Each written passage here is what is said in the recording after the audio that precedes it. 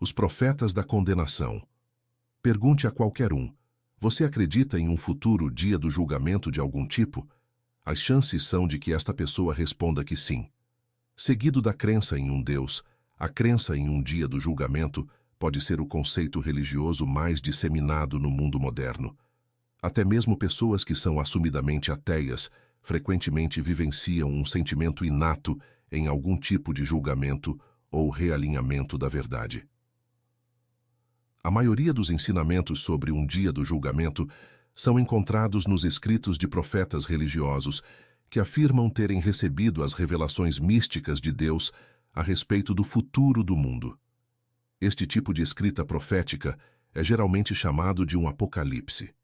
A palavra apocalipse vem das palavras gregas apo, que significa fora, e kalipten, que significa encobrir. Portanto, um apocalipse seria retirar algo do acobertamento, isto é, uma revelação. A maioria dos apocalipses seguem um padrão similar.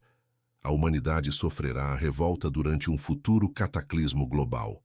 O cataclismo será seguido por um dia do julgamento, no qual Deus ou um representante dele decidirá o destino de cada pessoa sobre a terra.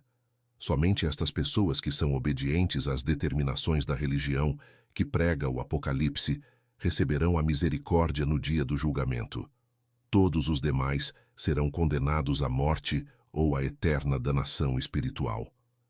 O dia do julgamento será seguido pela utopia de que a terra será apreciada apenas por aqueles que acreditarem e obedecerem. A despeito das promessas de um Shangri-La universal, estes ensinamentos frequentemente aterrorizam as pessoas, e elas ainda ficam muito pouco à vontade com eles hoje em dia. Como devemos discutir brevemente, os pavorosos e temíveis apocalipses dão às verdades espirituais uma outra falsa distorção, e mais obviamente, eles subjugam as pessoas a obedecerem uma religião ou líder específicos. As doutrinas de fim de mundo também fazem com que as pessoas tenham medo de explorar os sistemas religiosos competidores, tais como aqueles oferecidos pelas religiões dissidentes. Os ensinamentos do dia do julgamento, por último, somam uma extorsão: obedeça ou morra. A questão é: quem implantou estas crenças apocalípticas na Terra? Um ser supremo geralmente é citado, mas será que ele é verdadeiramente a fonte? Uma cuidadosa olhada na história revela que os ensinamentos apocalípticos se elevaram da atividade tutelar e de fontes dentro da fraternidade corrompida. As doutrinas de fim de mundo foram disseminadas por primitivos missionários desta fraternidade e conquistadores, lado a lado com o monoteísmo. Portanto, não é surpreendente saber que as doutrinas da batalha final têm algumas raízes no famoso símbolo da fraternidade, descoberto nas antigas relíquias egípcias. Este símbolo era um pássaro místico conhecido como fênix. Fênix é um pássaro mítico que é dito viver de 500 a 600 anos antes de se queimar até a morte em um ninho de ervas. Fora das cinzas, ele emerge como um pequeno verme que se desenvolve de novo numa nova fênix. Ela repete este processo de vida, morte e renascimento, seguida e infindavelmente. A história da fênix é uma alegoria, um símbolo destinado a partilhar uma verdade mais profunda. Precisamente que verdade seja, está perdida. E então encontramos as pessoas interpretando esta história de muitas formas. Por exemplo, muitas pessoas veem a fênix como um símbolo de ressurreição ou sobrevivência espiritual depois da morte. Uma alma é nascida em um corpo, o corpo floresce, o corpo passa pelos rigores ferozes da vida e morre. A alma permanece intacta para se erguer e construir-se novamente.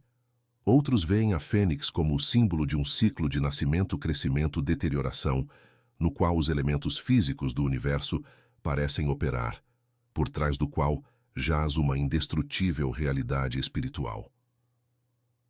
Lamentavelmente, a história da fênix, como tantas outras alegorias místicas da fraternidade egípcia, distorceu verdades importantes.